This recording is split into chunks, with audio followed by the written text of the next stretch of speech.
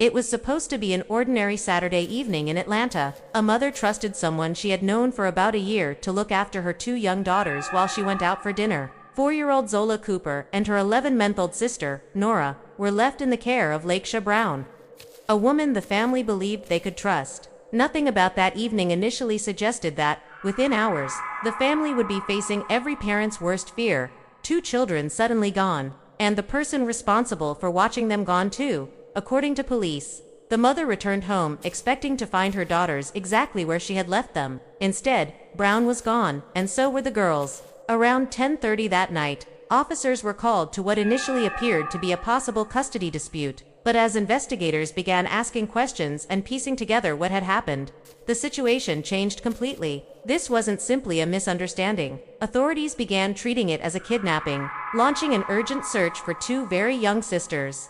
The most unsettling part of the story was the relationship between the mother and the woman now accused of taking her children. According to the mother, she first encountered Brown through social media, where Brown had offered services to expecting mothers. The 2 women eventually became friends, and over time, that friendship developed into enough trust for Brown to be allowed to care for the children. To the mother, Brown wasn't a stranger appearing out of nowhere. She was someone who had gradually become familiar.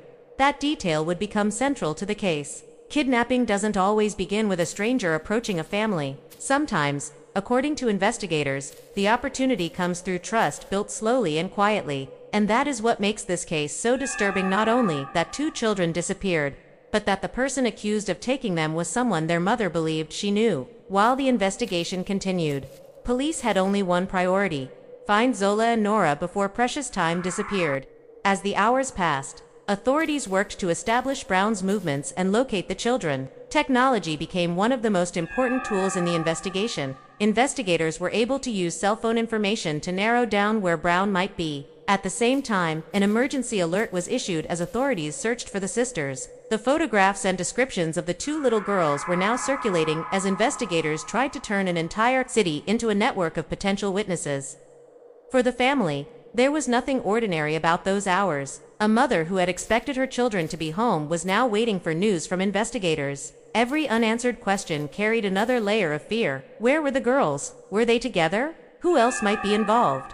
And most importantly, would police reach them in time? Investigators continued following the trail, eventually narrowing their search to an apartment complex on Sylvan Road in southwest Atlanta.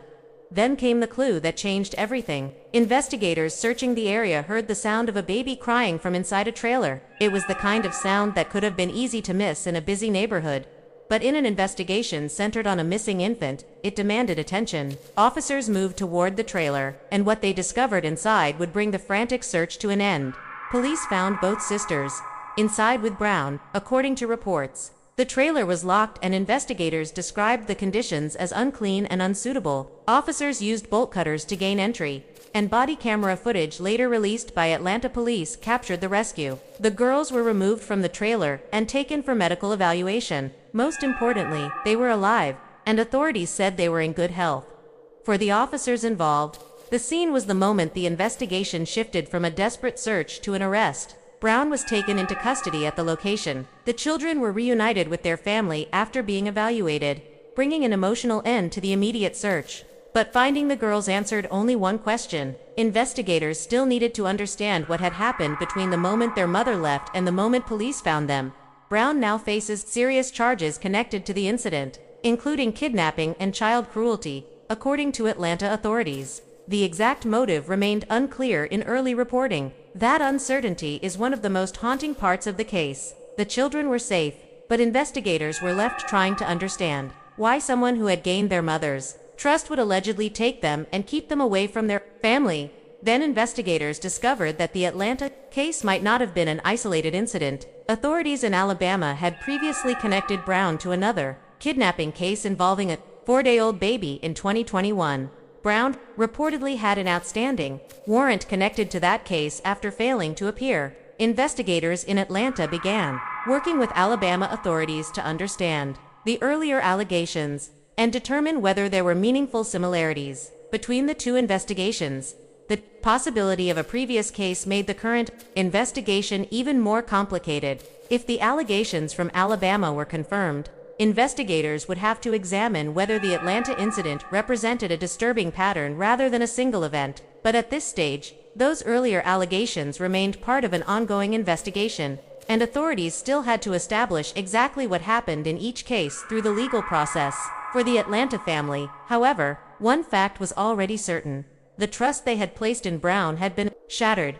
The investigation also began uncovering other troubling allegations surrounding Brown. Paulding County authorities said she had been the subject of an investigation involving claims that she falsely said she was pregnant and led a man to believe she had given birth. That investigation resulted in an obstruction warrant, according to the sheriff's office. These allegations were separate from the Atlanta kidnapping case, but they became part of the broader picture investigators were examining.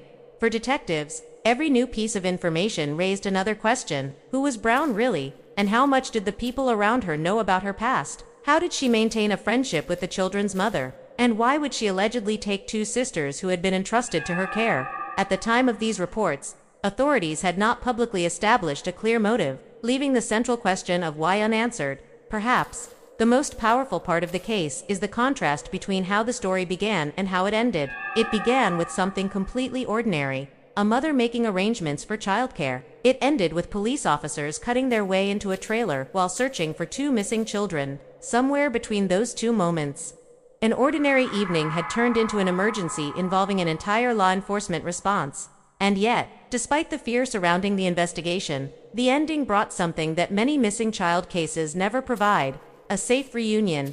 Zola and Nora were found alive and returned to their family. They were medically evaluated, and authorities said they were in good health. For their mother, the investigation would continue, but the most important moment had already happened: the moment she got her children back. The case also raises a difficult reminder about how trust works. The mother did not describe Brown as a random stranger who appeared at the door. Their relationship had developed over time through social media and friendship. That history made the disappearance especially difficult to comprehend. The person trusted with the children was allegedly the same person police ultimately arrested, but the story is still unfolding. Court proceedings, investigative findings, and evidence may eventually provide answers that are not yet public. The allegations surrounding Brown must still be tested through the justice system, and investigators continue examining her history and the circumstances surrounding the Atlanta incident. What can be said with certainty is that two young sisters were reported missing, a massive search followed, and Atlanta police ultimately found them safe. For a few terrifying hours, two little girls were missing. Their family was desperate for answers, and police were racing against time. Then a baby's cry from inside a trailer gave investigators the clue they needed. Officers entered, found the sisters, and brought them out safely. The search that had begun with uncertainty finally had an answer. But cases like this rarely end with an arrest. They leave behind questions about trust, warning signs, accountability, and the people we allow into the lives of our families. The Atlanta investigation will continue to develop, and more facts may emerge in court. For now, the most important chapter has a simple ending. Zola and Nora were found alive, returned to their mother, and given the chance to go home. And for a family that had spent those hours fearing the worst, that was everything.